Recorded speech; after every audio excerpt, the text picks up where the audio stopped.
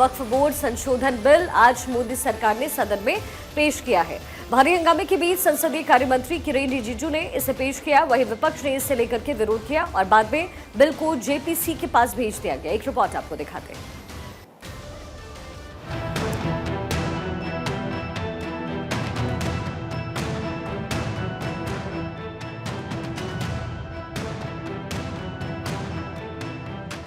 केंद्र सरकार ने वक्फ बोर्ड संशोधन बिल लोकसभा में पेश कर दिया। भारी हंगामे के बीच बिल को सदन के पटल पर रखा गया। इस दौरान विपक्ष ने जमकर हंगामा किया। दरअसल जब से इस बिल के संसद में आने की बात और बिल के मसौदा सामने आया, मुस्लिम समाज से लेकर मुस्लिम नेताओं और विपक्ष में इसे लेकर खासा रोष दिखाई दे रहा है।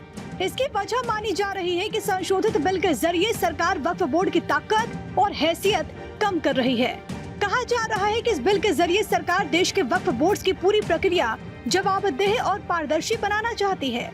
हालांकि all India Muslim personal law board ने इस बिल के मद्देनजर कहा कि वो मौजूदा वक्फ कानून में किसी तरह का कोई बदलाव मंजूर नहीं करेगा। वहीं दूसरी तरफ सरकार और बीजेपी इस संशोधन बिल को बेहद अहम बताती है। किसी भी प्रॉपर्टी को जो अगर आप डिक्लेयर करना चाहते हैं तो डिक्लेयर करने का आपका अधिकार तो होना चाहिए। 2019 में जो चेंज किया वो बहुत डेंजरस था सर।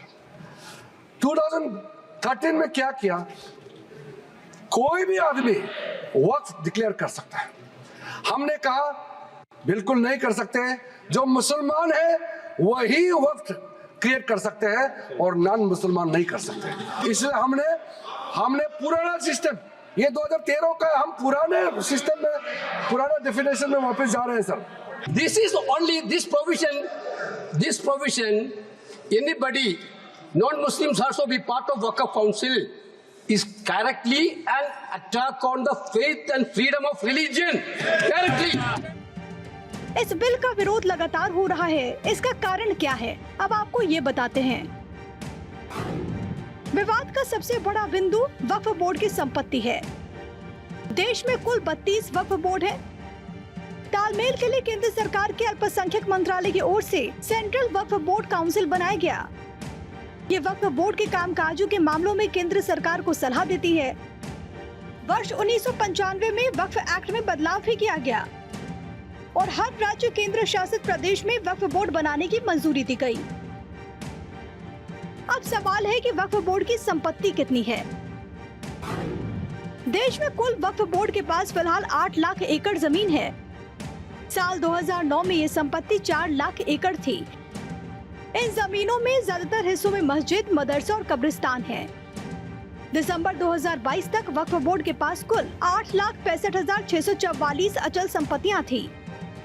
अचल संपत्ति के लिहाज से वक्फ बोर्ड तीसरी सबसे बड़ी जमीन का मालिक है। वक्फ बोर्ड से संबंधित कानूनों में समय समय पर संशोधन हुए हैं। 2013 में यूपीए सरकार के समय वक्फ बोर्ड कानून में संशोधन कर इन्हें असीमित अधिकार दे दिए गए थे।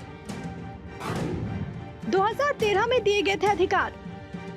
मौजूदा कानून के तहत सरकार या कोर्ट तक संपत्ति विवाद के मामले में हस्तक्षेप नहीं कर सकती।